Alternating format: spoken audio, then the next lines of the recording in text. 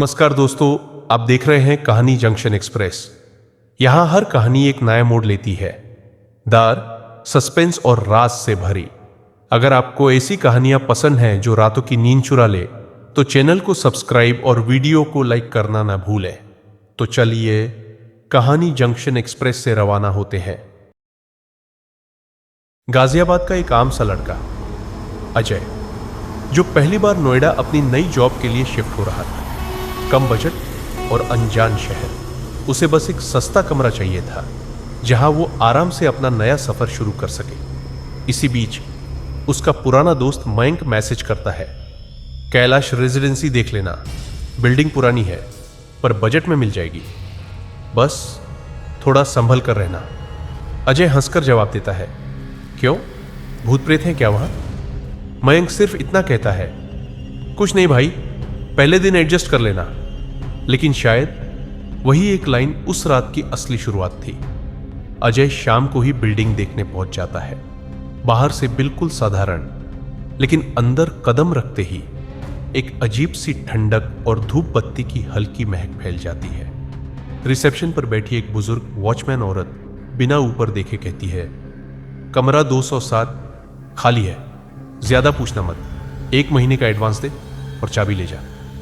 उसकी आवाज बहुत भारी थी, जैसे 2 आवाजें एक दूसरे के ऊपर चढ़ रही हो। अजय को थोड़ा अजीब लगा, पर उसने अनदेखा कर दिया। लिफ्ट में जाते समय अजय को महसूस हुआ कि दूसरे फ्लोर पर खड़े 2 अजनबी उसे घूर रहे हैं। उनकी आंखें बिल्कुल खाली, बिना किसी भाव के। शायद यहां के लोग ऐसे ही होंगे, वो खुद को समझाता है और कमरा 207 की तरफ बढ़ जाता है।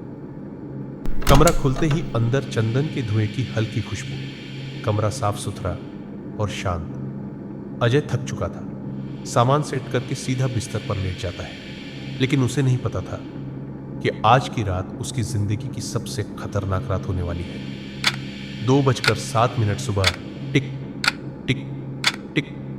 अजय की आंख खुलती है। उसकी दीवार वाली घड़ी ठीक 2:07 सुबह पर रुक चुकी थी। फिर रसोई से आती पायल की झनकार धीरे धीरे उसकी तरफ बढ़ती हुई। अजय कांपती आवाज में बोलता है, कौन है? रसोई की लाइट्स अपने आप धीमी होने लगती है और वहां एक लड़की की परछाई, लाल साड़ी, लंबे बाल और हाथों में थाली जैसी कोई चीज। अजय धीरे से पूछता है, आप यहां कैसे आई? लड़की सिर उठाती है। उसका चेहरा पीला, सूजा हुआ, होंठ काले, आंखें सूजी हुई, जैसे किसी ने इसे सोते सोते मार दिया हो। वो धीमे स्वर में कहती है, मैं आखिरी नवरात्रि की कुर्बानी हूं। और अचानक उसकी आवाज बदल जाती है, भारी, खौफनाक। और आज फिर वही रात है। कमरा एकदम से लाल रोशनी से भर जाता है। दीवारों पर काले हाथों के निशान, गलियारे से चीखे और हवा में जली हुई चूड़ियों की गंध। अजय दरवाजा खोलने की कोशिश करता है, पर दरवाजा खुद ब खुद धड़ाम से बंद हो जाता है। किचन की थाली गिरती है और उसमें से खून टपकने लगता है।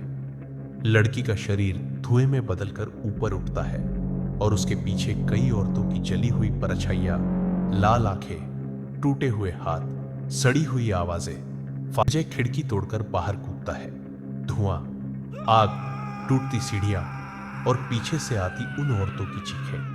वो भागता हुआ ग्राउंड फ्लोर पहुंचता है और जैसे ही बिल्डिंग के बाहर कदम रखता है, पूरी कैलाश रेजिडेंसी धीरे धीरे धुएं में बदलकर उसकी आंखों के सामने गायब हो जाती है।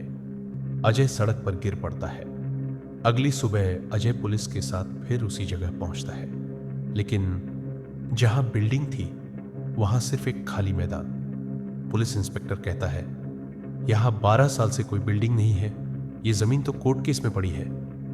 अजय हक्का बक्का, लेकिन मैं यहीं रुका था, कमरा 207, वो लड़की, मैंने सब देखा। तभी एक बूढ़ा चौकीदार बोलता है, बेटा, नवरात्रि की 7वीं रात को ये बिल्डिंग कुछ देर के लिए दिखाई देती है। जो अंदर फंस जाए वो कभी वापस नहीं आता। फिर वो अजय की ऊपरी पीठ को देखता है और चुप हो जाता है। अजय अपनी शर्ट उठाता है और वहां लाल उंगलियों के निशान, जैसे रात में किसी ने उसे पकड़कर खींचा हो। कि वो बच गया। अजय